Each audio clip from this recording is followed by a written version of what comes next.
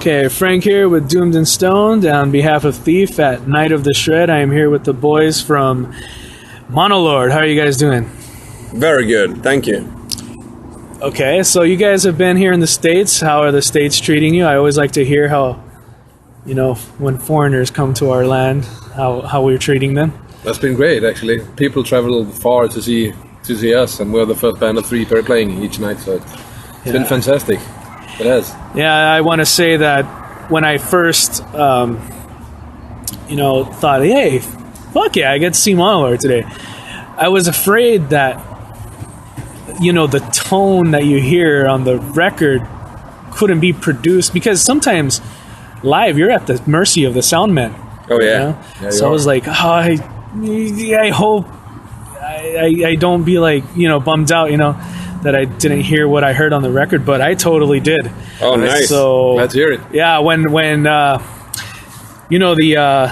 hyper fuzz that's on the pedal board there, I was telling my buddy, when he hits that, that's where the magic happens. And when Thomas hit it, and then you guys all started playing like some of I don't know if it was the wind or maybe I was drunk or something, but I definitely felt movement going on in my body there. For. Yeah. So you guys definitely killed it tonight. Thanks a lot, man.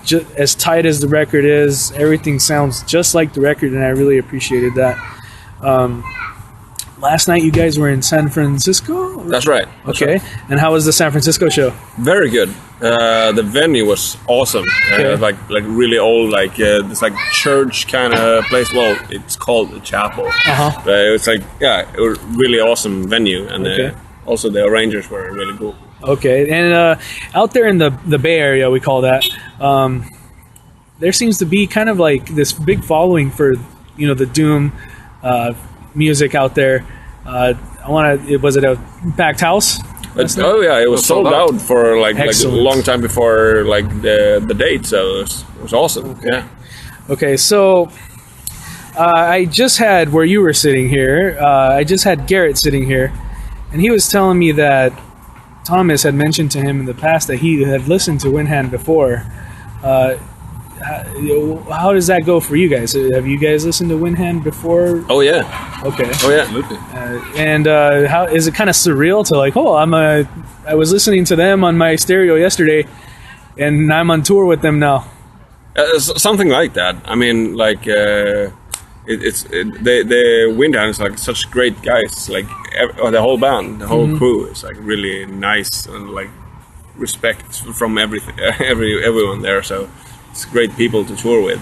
Okay. And of course, having the chance to tour with a band like Windhand.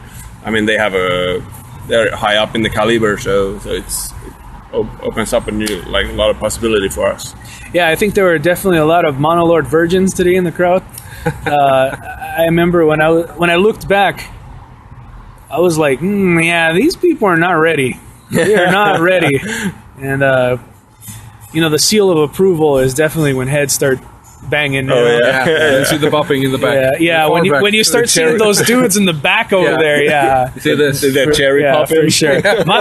My neck is already sore. Oh, it is. Yeah. Nice. So, well, thank you. And that was the second set in. I was going pretty hardcore. It was. We were actually talking about the exact same effect yesterday, because a friend of mine was at the San Francisco show yesterday, and before the show he was like, "All right, yeah, I listened to your tunes on the CD yesterday, and I'm ready. I mean, you guys sound heavy."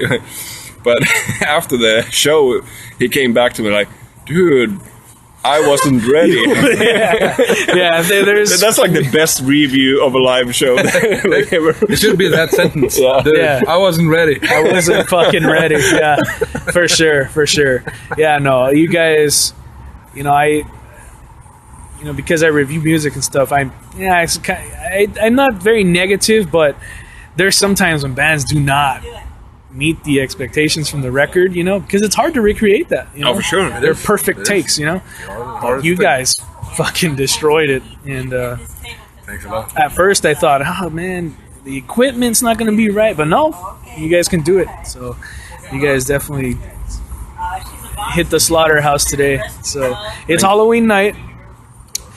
not a lot of information is out there about you guys personally. It's mostly band related stuff, and I want to know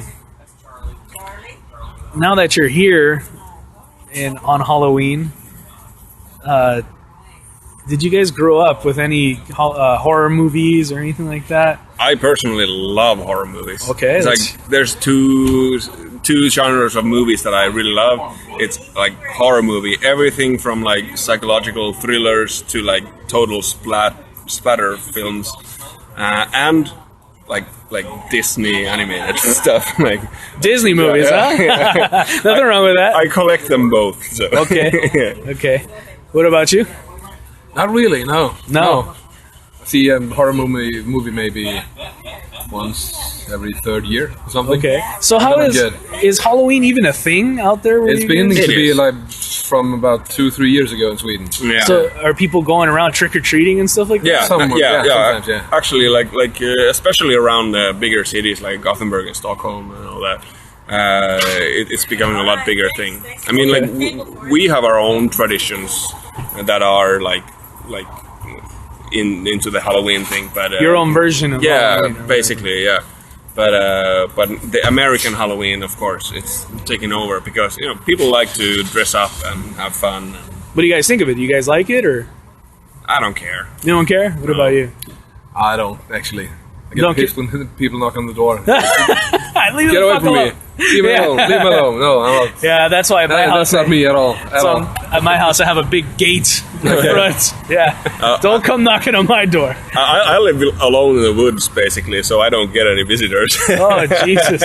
You know what's funny is a lot of people always think like, oh man, some of these guys that are in European bands must live out there in the middle of fucking nowhere in the woods.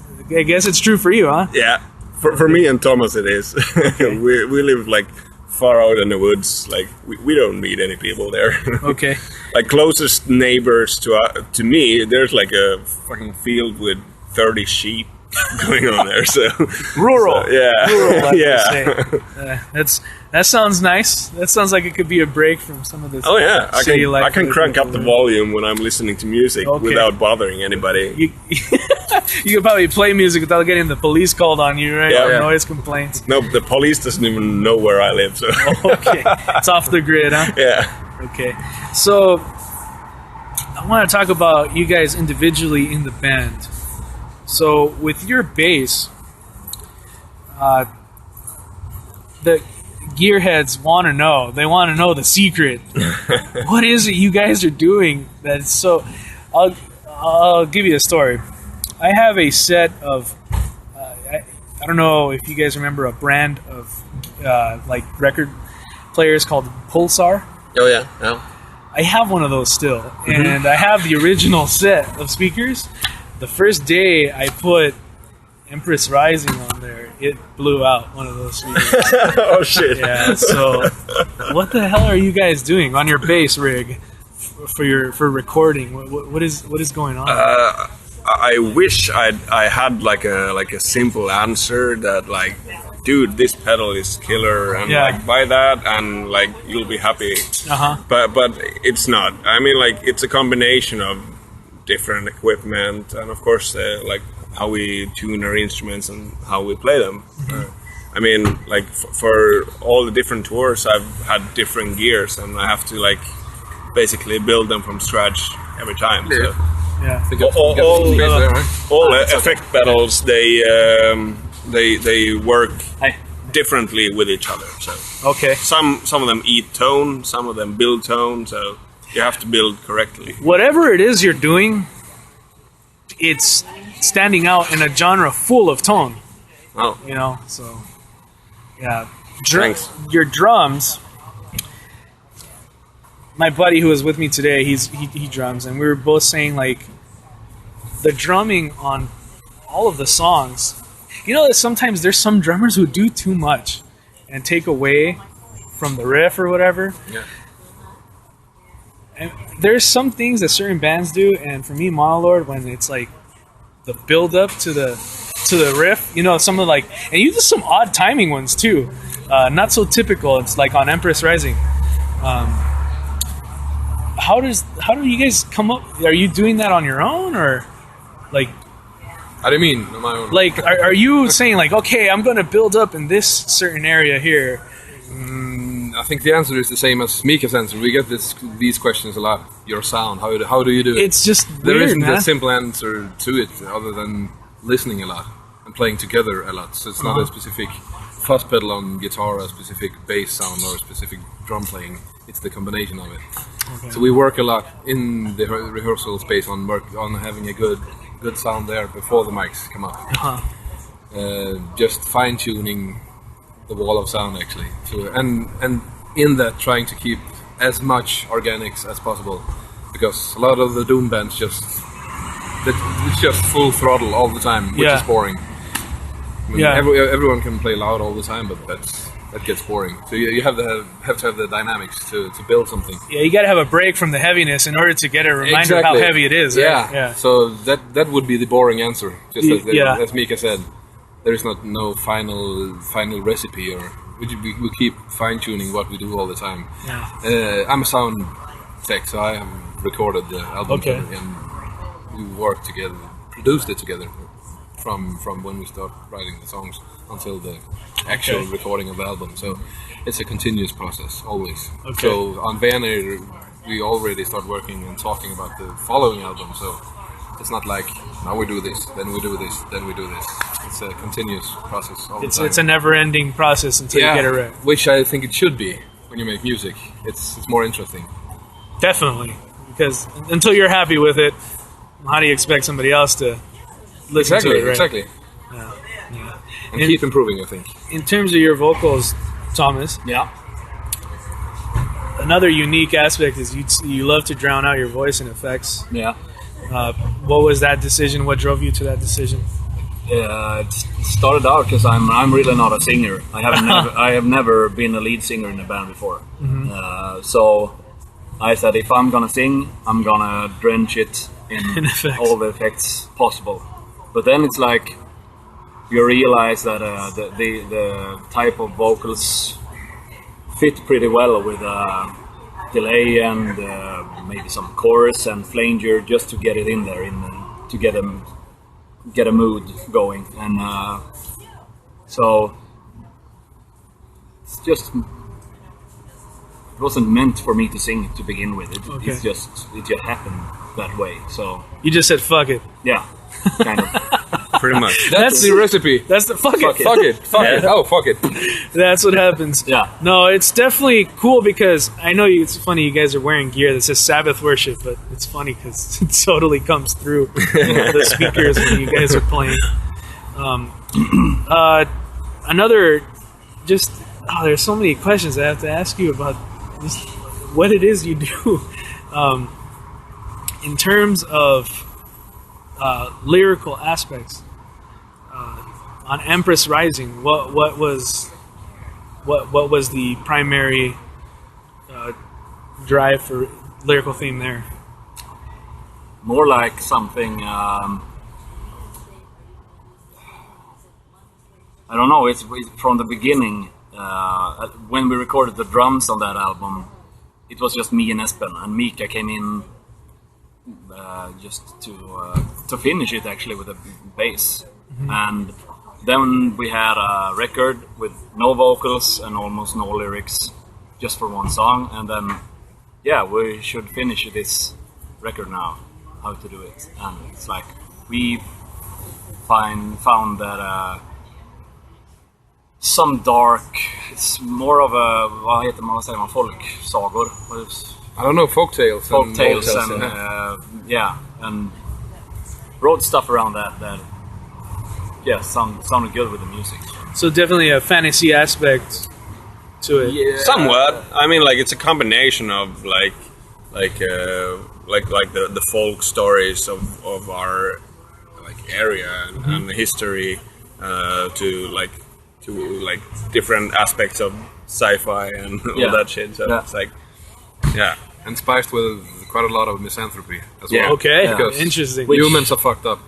You're fucking up everything all around us all the time. No matter what, it's a constant no matter how you inspiration. try humans, you're fucking up. Yeah. And that theme became even clearer on the new record. I think every song on the record has that misanthropy. Yeah. Yeah. That sense of doom. Yeah. You could say, yes. Yeah.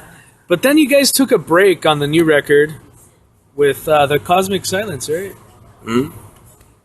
Yeah, it was basically like we felt that we have to have like a small like Espen was talking earlier about the dynamics of in the wall of sound. I mean, you had to take some kind of a breather because if you just like eat bread all day, like you're gonna Get be tired fed of up. bread. Yeah, exactly. Desensitized to the Yeah, bread. so take a piece of cucumber or lettuce in between, and it'll be all good. It's funny you guys say that because I saw an interview with Tony Iommi, and he said, I wrote those songs on Master of Reality. He's speaking about Solitude. And what's the name of the track before Children of the Grave? Whatever. He said, I wrote those pieces because in order to take a break from how fucking heavy it is, because you'll forget. Yeah, exactly. You need that. You need that. Yeah. When it comes back, it's just like boom, there it is. Especially like on Vanir, like the last song is like it's pretty fucking long. Like, Yeah. it's the longest song on the album, so it felt like that it needs some kind of a breather, like before A breath of fresh air. Yeah. Yeah. It's kind of like the, you know. Yeah. Okay, here we go again.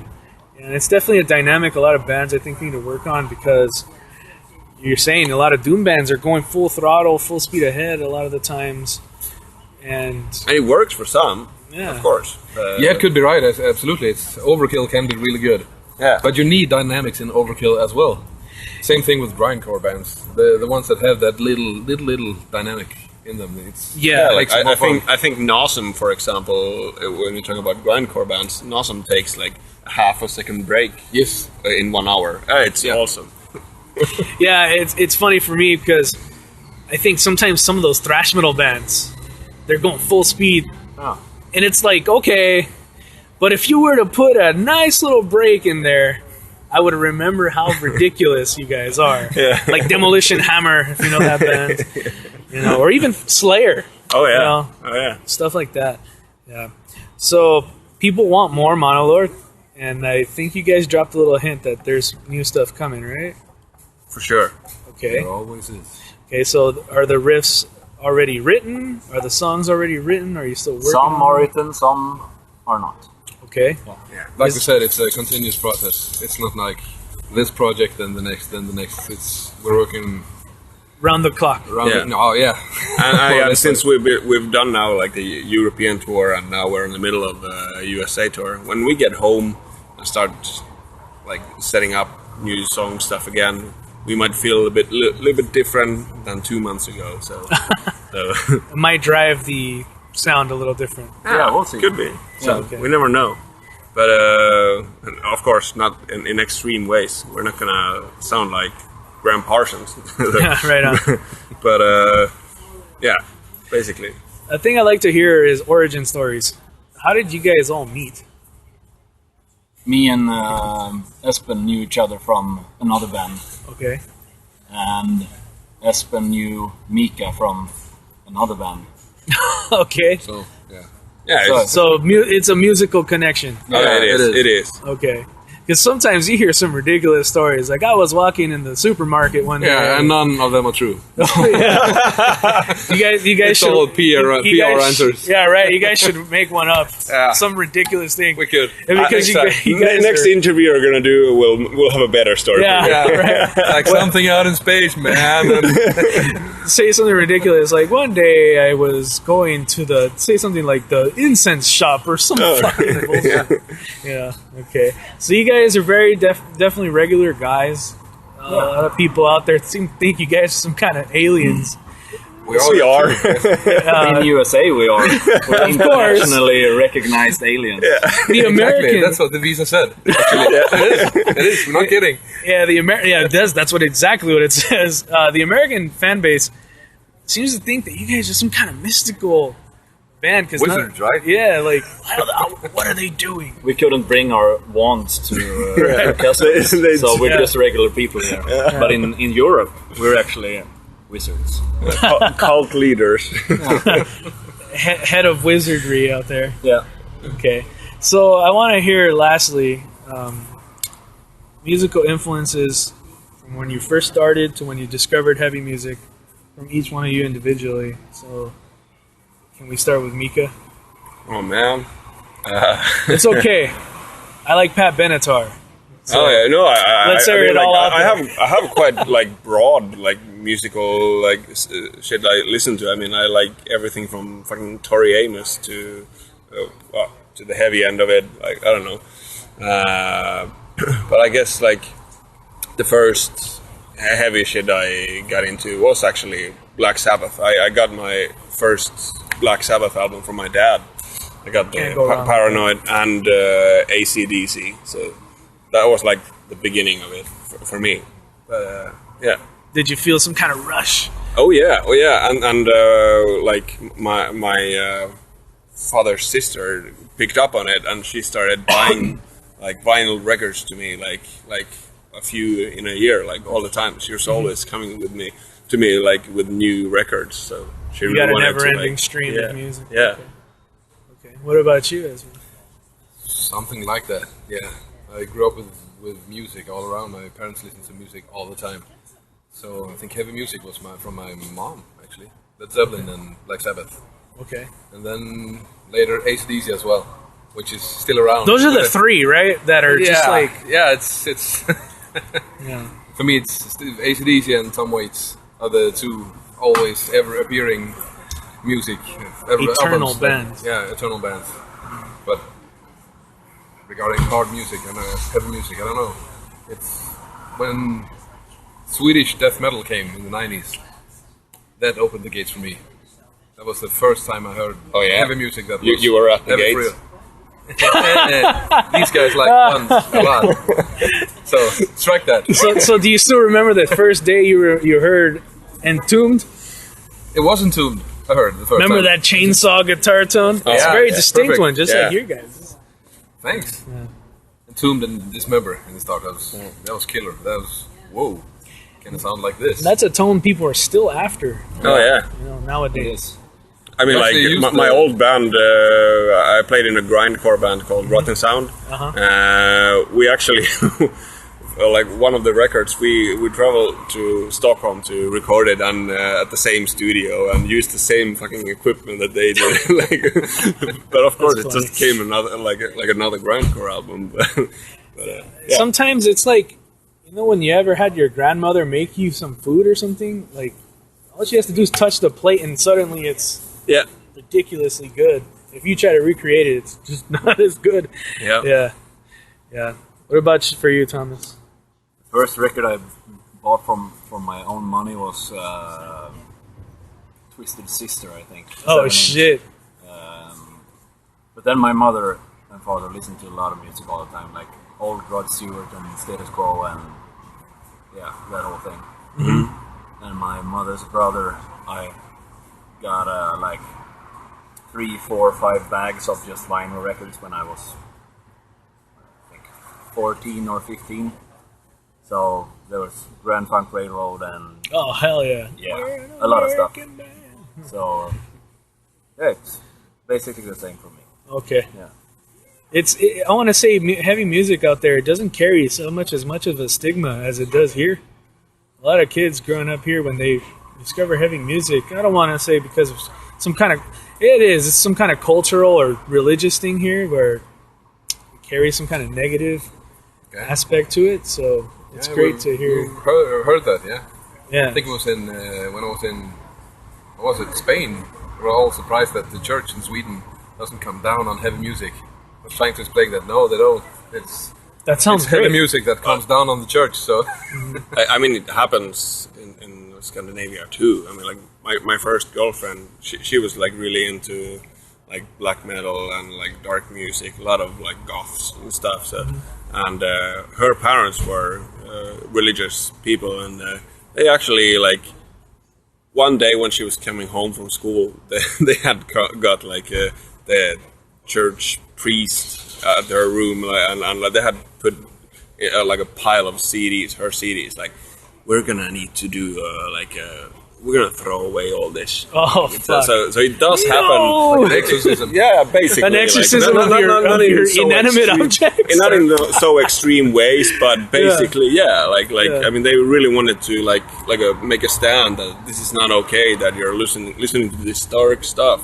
It's gonna put you into a wrong path. So it does happen in Scandinavia too.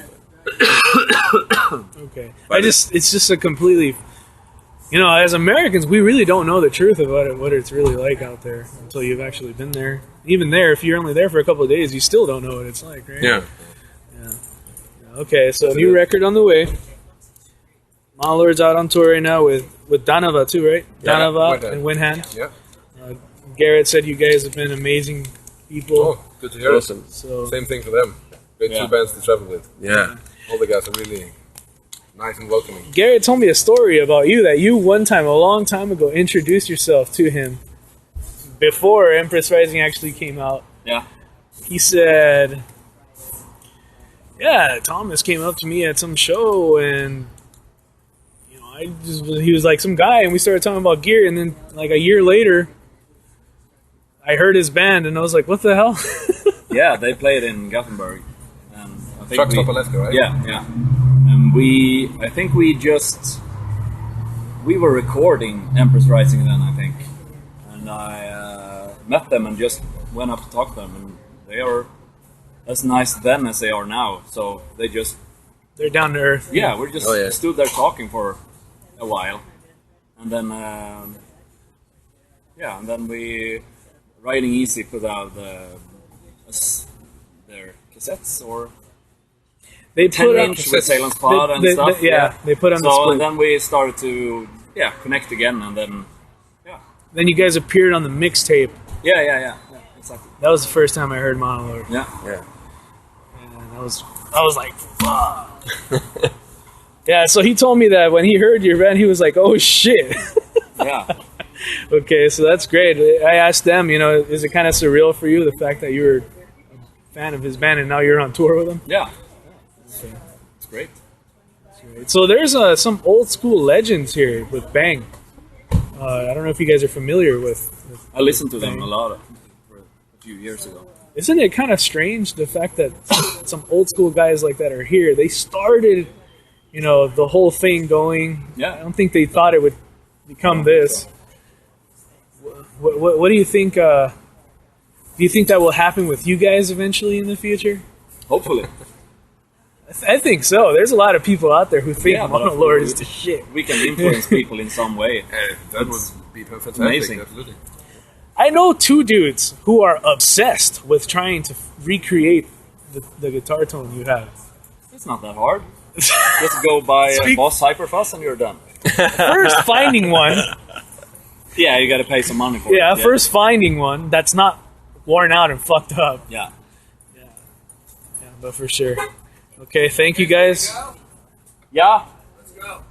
Okay, so thank you guys. Monolord, catch them on tour. Thanks again, guys. Thank you. Thanks a lot, man. Thank you. All right. Nice.